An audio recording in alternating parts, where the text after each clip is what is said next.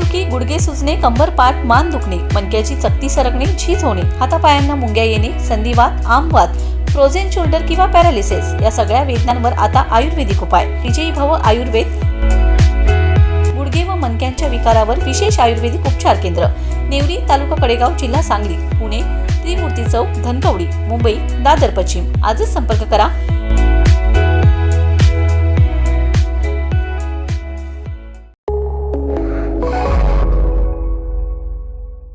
नमस्कार, मी अरुण आणि आपण पाहत आहात 7 स्टार न्यूज.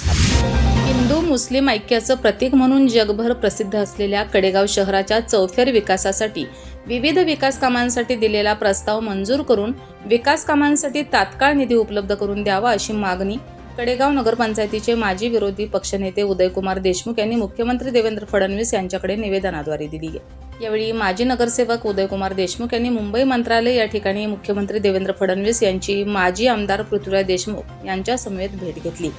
यावेळी उदयकुमार देशमुख यांनी फडणवीस यांना निवेदन दिलं.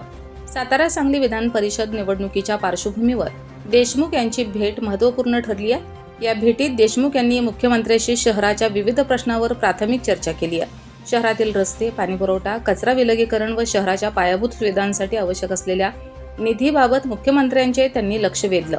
शहराच्या आरोग्य, स्वच्छता व शुद्ध पाण्याचा प्रश्न कायमस्वरूपी मार्गी लावण्यासाठी भरीव निधी देऊन नगरपंचायत हद्दीतील अंतर्गत रस्त्यांचं जाळं अधिक भक्कम आणि दर्जेदार करण्यासाठी निधी देण्याची मागणी करण्यात आली असून कडेगाव शहराच्या सर्वांगीण विकासासाठी जास्तीत जास्त विकास निधी देण्याचा विश्वास मुख्यमंत्री देवेंद्र फडणवीस यांनी माजी आमदार पृथ्वीराज देशमुख व माजी नगरसेवक उदयकुमार देशमुख यांना दिलाय.